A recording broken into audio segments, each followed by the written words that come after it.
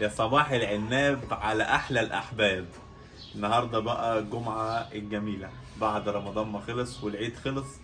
قلنا بقى ايه، نيجي نوريكم اخر التطورات اللي حصلت في المزرعه بتاعتنا الصغيره اللي في البلكونه. دي شجره الافوكادو زي ما انتم شايفين كده ما شاء الله. بس انا ايه، سمعت معلومات كتير انها عمرها ما هتثمر ولا هتطلع حاجه غير لما تتطعم.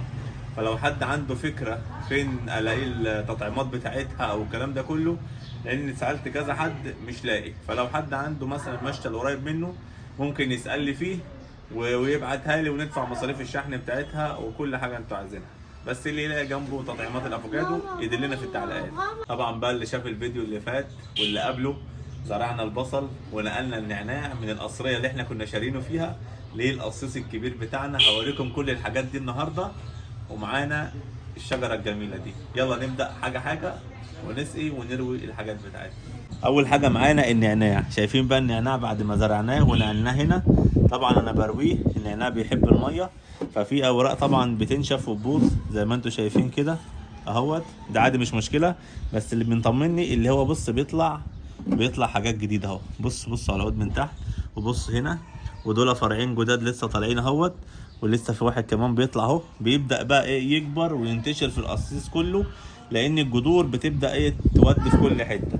فاحنا من فتره للتانيه كده طبعا عشان الجو ماشي. طبعا عشان اليومين دول الجو فيهم يعني الجو درجه الحراره قليله، فبنسقيه كده برضو بس مش كتير. انما في يومين الحر طبعا النعناع كان محتاج ميه كتير، فكنت برويه بصراحه. فانتوا الزرع بتاعكم ما تهملوهوش، لان في درجه الحراره العاليه بيبقى النعناع بيحب الحراره بس في نفس الوقت برضو بيحب الميه، ما ينفعش يبقى جاف. بس كده زي ما انتم شايفين كده النعناع بتاعنا كده بقى الشكل بتاعه ما شاء الله. هيبدأ بقى يتوسع في القصيص كله، وهنشوف شغل عالي. احلى حاجة بص، انا كل شوية بقطف منه. كل ما عاوز اشرب كوباية شاي اعمل اقطع حتة ورقتين واعمل نعناع واعمل شاي بالنعناع. جميل بصراحة. تعالوا بقى نخش على تاني حاجة معانا. طبعا البصل. ماشي، انس بيحب يسقي معانا. ده البصل. طبعا البصل احنا زارعينه متأخر، فمش عارفين بقى هل هي هتنجح معانا ولا لا، لان موسم حصاد البصل بيبقى ايه في شهر 5، في اول اسبوع من شهر 5. فهل بقى هيكون هو كبر معانا ولا لا؟ ده بقى ايه اللي هنشوفه في اول اسبوع في شهر 5 لحد 10/5 كده. هنشوف الانتاج البصل بتاعنا هل هو نفع ولا فضل صغير زي ما هو. نيجي بقى للقصيص التاني، برضو بصل اهوت. ده في بصلتين بس حاسس ده صحته احسن من الاولاني اهو. برضو هنرويه شويه ميه كده. انت هتعمل افوكادو بقى، انت اللي عليك تسقي الافوكادو. ماشي يا بيبي. انس طبعا بيحب يشوف الزراعه، بيحب يروح الغيط. وهنا طبعا زارعين كرفس ده مثلا بقاله يجي 6 شهور، بس ما اعرفش ليه ما فيش اي اندهاشه فيه خالص، ولا بيكبر ولا بيحصل فيه حاجه. ممكن بقى عشان كنت زارع كتير مثلا، بس انا حبيت اخفف. بس انا خففتهم خالص اهوت، بس برضه ما فيش اي اندهاش. بس كده.